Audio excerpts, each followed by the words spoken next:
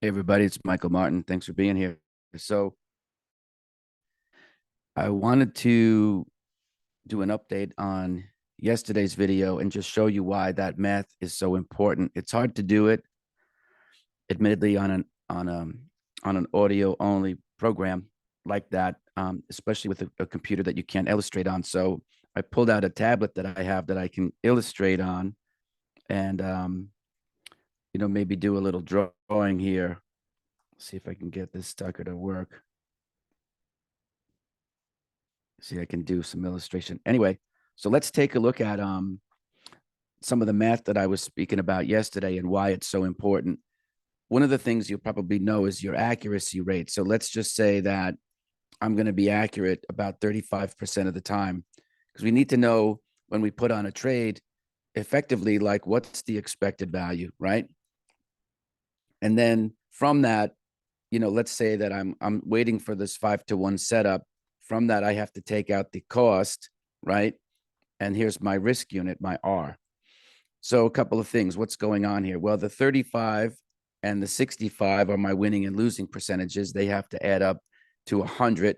Now, granted, over thousands of trades, you might have a small percentage of maybe 1% or so of your trades that trade to break even. And so, it won't be exactly 100. And then as far as the 5 and the 1 are concerned, that's what at the beginning you're expecting to see for your efforts by waiting for the right chart pattern to show up. That's why patience is key, right? So we have, again, the winning and losing percentage here, and then here we have your winner to loser, your average winner to loser. And so when we work out that math, we can see that it's going to obviously have a whopping expected value. I think this 0.65 equals 1.1. Generally speaking, anything over 0 has positive expected value. You have to add in the costs and this and that. But this is important math, I think, for you to understand, and why it pays to be patient, because as you're going to see, when you look at some of these numbers, let's redo it. Let me erase some of this crap here. And this is stuff that we teach inside, the premium content and how to get your system up and running. So let's put some numbers down. Say over time that your accuracy again is 35%, and you're going to wait for that 5-to-1. You have $1 million, and you're going to risk 0.5%. Let's get an idea of what's going on here. So again, 5K at the end there, that's your R, that's your risk unit. That's what you're willing to risk on the trade. So now when you work the math through it, you can see this will be about 87.50 if my math is right. And from that, you have expenses when you lose on average of 32.50. That's a 5. Right. So this should come out to about $5,500. Another way of saying, like, on average, every time that you trade, you're going to double your bet size, even though 2/3 of the time you lose. Right. So this is like when we talked, if you go back to the YouTube channel and it said, like, are you making pennies or are you trading to make life-changing money? This is kind of like the stuff that I was thinking about that I couldn't really introduce. First, I wanted to introduce the concept. Then I wanted to introduce, like, how does it show up on the chart? Now I'm showing you the math. Right. So if you can double your bet size, how do you do that? Well, you have to anticipate a 5-to-1 asymmetric trade-off in terms of reward to risk.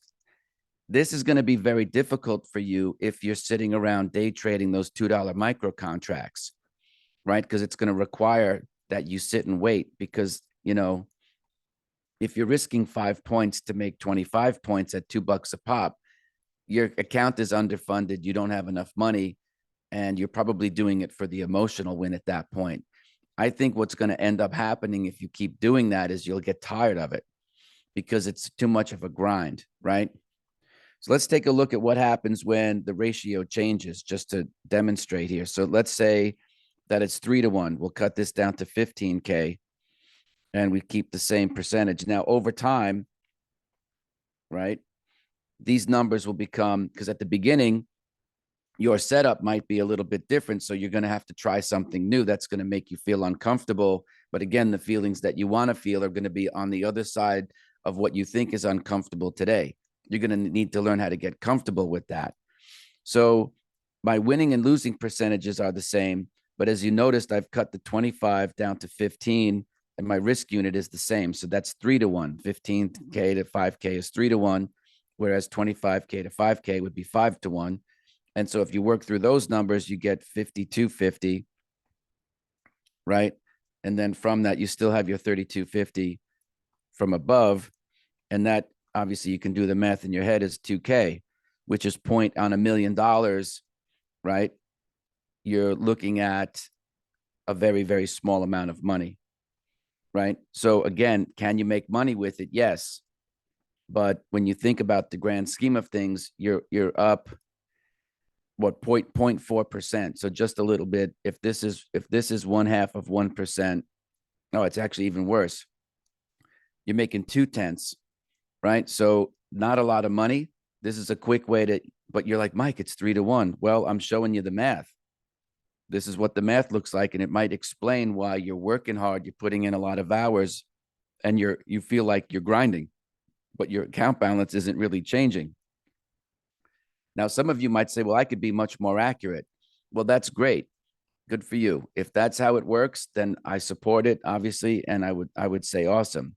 But what I do know is that you really need to think about asymmetry in terms of what's the payoff versus what you can make. That starts by looking at the chart and looking left. If there's lots of structure to your left, you might find that there's a lot of overhang depending on the instrument that you're trading. So let's take a look at how someone had written in and said that they were, their winners were up, 20 something percent, and what that looks like. So let's say, again, I'm right 35% of the time. You might be different. And I'm going to fill this number in after 0.65 is when the frequency with which I lose. My risk unit is still 5K, but now it's like you're watching your P&L and you're like, man, my P&L is up 20%. So my P&L up 20% would be 6K, right? 1,000 over 5 is 6K. So this is what happens when you take small gains and you have that hair trigger response. The expected value works out to be, this is about 2,100. And this number is still 3,250. So now you've got a negative number of 1,150, which is a negative expected value trade. So even though the number is going up, maybe your accuracy, again, is 50-50. Who knows? It's typically not for newcomers. But at the end of the day, you can see here how the instrument can actually appreciate in value and your position can go up, 20%. In terms of dollar values, right? 20% is $1,000. But given the same accuracy, you're not really making enough. You see what happens? So you have a negative expected value. And that's, if you trade a system that has negative expected value and you do that over and over and over again, the only thing that's going to happen is you're going to lose all your money eventually. So that's why I advocate learning how to sit on your hands, let the winners go. That's going to happen overnight and over the weekend. You're not going to feel comfortable about that, in which case you could always trade a number smaller until you learn to get comfortable with it. It might not be a skill necessarily that you're born with, but at the end of the day, it's something that you're going to have to learn how to contend with. If, again, because what are we talking about? The theme was life, delta for changing, money, right? That's the goal. You can't change for Nick. You can't turn this into like, well, I don't want to flip hamburgers at In-N-Out or Five Guys, so I'd rather do this. I get it. That's a better trade-off. You can be your own boss. So that to me is an emotional win, though. It's not a financial win. If you're going to take on risk, to me, you should really be living, as far as I'm concerned, this is where you should learn to live, up in this neighborhood. And that's going to require that you're patient. That's going to require that you also have to be, right? So you're going to have to think outside the box. This is not going to be about MNQs, right? Or ES, because you're not going to see that 5-1 trade-off every day, especially if you're looking for one particular setup. So if you're looking for one particular setup, you need to cover, 250 different names. Now, if your account is underfunded, you're in a tough spot. So my advice to you would be to make money and fill in your account. If you're on the institutional side, then again, this is the neighborhood that you should be living in all the time. And if you don't see these types of setups, again, right, it does require an art and a science, and you have to make a supposition, right? Because it's not, if everyone was clairvoyant, we wouldn't be having this conversation. You see? But here's what I know. If you can fill up your account with these 5-to-1 trade-offs, right? You're going to make a lot of money before like you even start to think about leverage. And this is what, everybody in the Bill O'Neill camp and anyone who, when you're looking at the market wizard type of guys who had outsized gains, it wasn't just blindly following some swing trading methodology. They weren't just following some, trend following methodology. They weren't just blindly following some position trading methodology. There's a lot more to it. And so when you can see a downtrend like we looked yesterday, I think at soybeans, for example, you could certainly have made money if you stay, I don't know where the thing's going to go. It could clearly leak all the way down to 1150, in which case you'd miss it, right? But, you really have to look for that asymmetry, because even something like a 5-to-3 payoff doesn't really make you all that much money, right?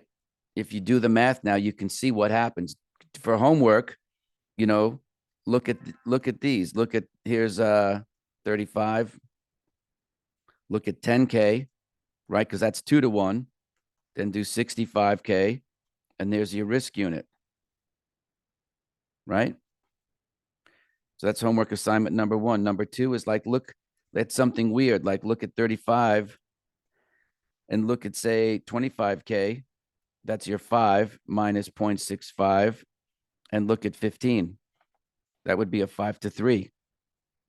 And just see what this looks like. Because if you follow it over and over again, the expected values won't lie. They'll definitely be in that ballpark. But this is like the next step. That's why I'm saying, like, on some level, you can be in love with, cup and handles and this and that.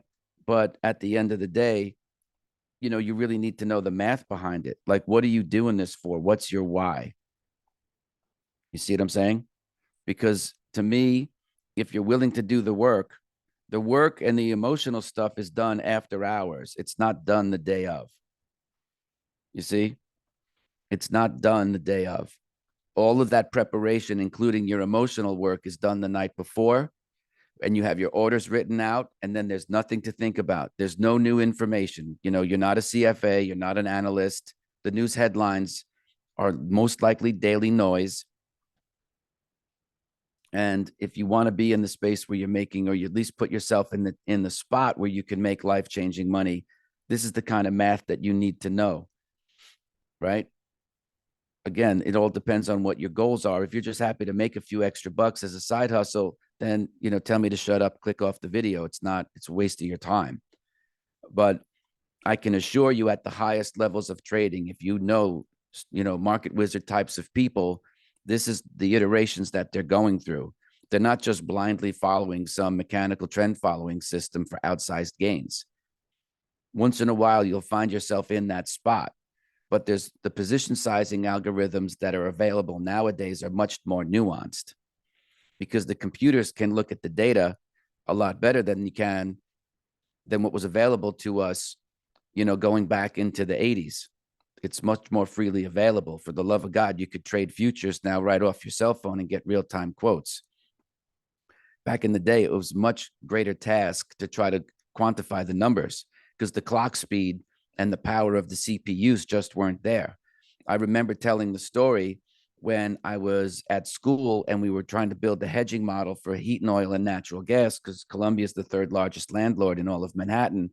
I'd have a Fox Pro database, right? This is definitely dating myself, where we'd have, several years in the database, and then we'd connect it to the computer, which I think had a 60, megahertz clock speed. It was painfully slow, and I'd hit the macro to run the macro to back test, and I'd go to lunch, a sit down lunch at a restaurant at like Tom's, right? Tom's is I think that's the restaurant that was depicted in Seinfeld.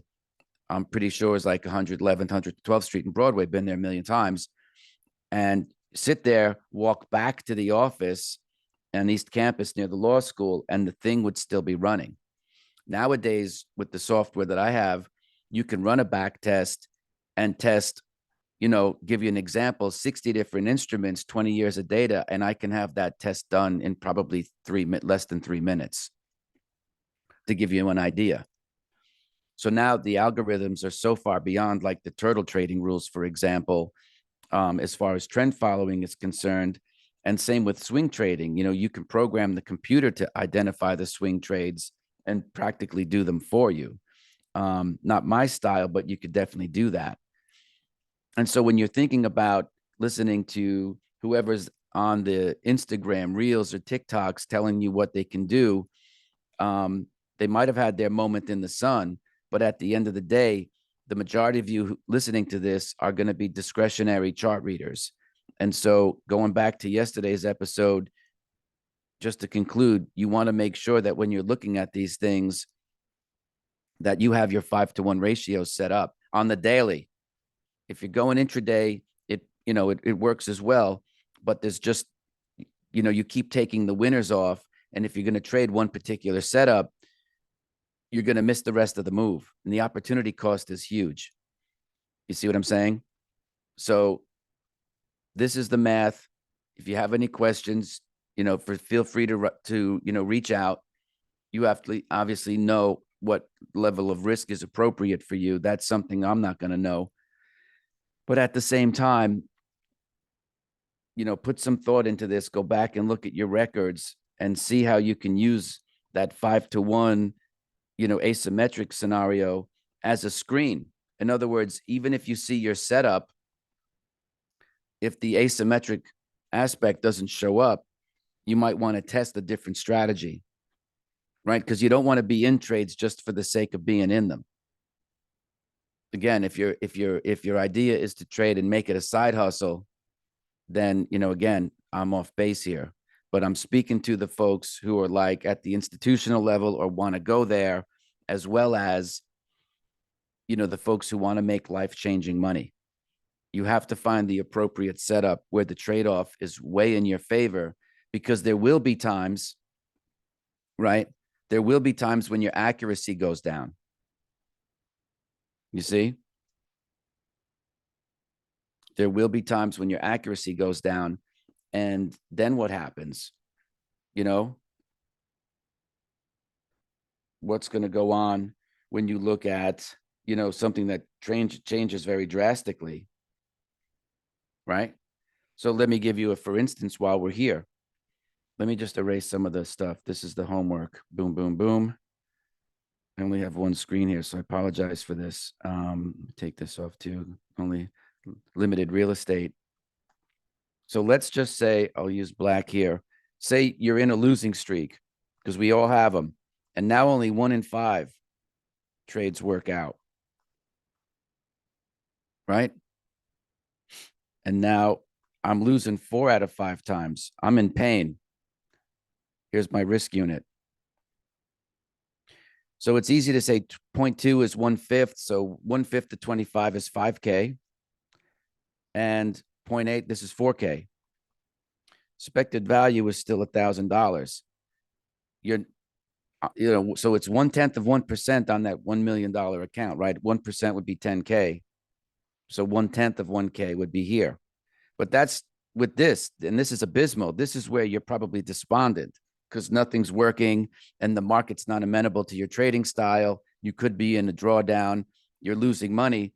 But you see, again, if you are patient and you learn how to sit on your hands, you can see that with a horrible look. You can't stay in the major leagues in baseball with a 200 batting average unless you're already a big star and you're just having a really, really bad season. If you're like within your first couple of years, you're going to be designated for assignment, DFA'd, designated for assignment. So obviously with this winning percentage, which is horrible, you still do yourself a gigantic favor when you're finding these asymmetric scenarios where, you have 5-to-1. the math still checks out. Again, there'll be slippage, there'll be skid, there'll be commissions, there'll be exchange fees, but you're still making money. It still has positive expected value. And sometimes that's all you need when you're coming out of a drawdown. Now, there'll be other times, like in 0506, when China was buying everything under the sun, the expected value of everything changes. And I'll leave you with this. But for my own trading, my accuracy was upwards of 60%, and my winners were 7 times the size of my losers. So using the same math, right? And again, that had nothing to do with me. That's just me being in the right place at the right time. Copper, gold, and sugar, right? Those are the charts that you dream of. And, obviously this is really good, but you have to take both. These are both going to show up for you. Like this kind of up here was on average. You will have losing streaks, check the box here, and you will have times when your style is just the cat's meow and the market really responds well to what it is that you're doing, and your winning percentage will go up. It might not stay there. And sometimes, like it did for me, both of these went up, So anyway, that kind of explains where we were yesterday. And, we'll go from there. Any questions you want to follow up? Again, you're going to have to be patient, and that's going to be emotional. If you don't see this 5-1, you might have to make a decision to not trade, sit on your hands, even though the move that you're looking at might go. Because again, if you're trading, you always have loss potential. And if you're just starting out, you really don't even know what your numbers are just yet in terms of winning percentages. Being patient means if you're in winners, sit on your hands, let them go. And if you don't, it also means if you don't see the setups that you need where you can find that 5-1 asymmetric reward to risk ratio, you also sit on your hands and you don't put on a suboptimal trade, even if you could see something that might be 2-1. Again, look at the homework and what happens when you see something that's like 5-3 payout. You have to figure out what it is that you're working for. And if you're putting on trades for bad, 5-3 ratios, for example, you might be in the trade. What is this? You might be in the trade strictly for the action, not 5-30, 5-3. So that's the Johnny Magori. Take a look at that, see if it makes any sense. I'm happy to help you. If you have any follow-up questions, rock and roll, I'm here. Leave comments and this and that, or write to me directly through the the blog at Martin Chronicle. But this is absolutely integral to our training. I'm giving you a little bit of the taste of it here. You can go do your own homework and figure out what makes sense. Thanks for being here, folks. Have a great weekend, and I'll see you Monday.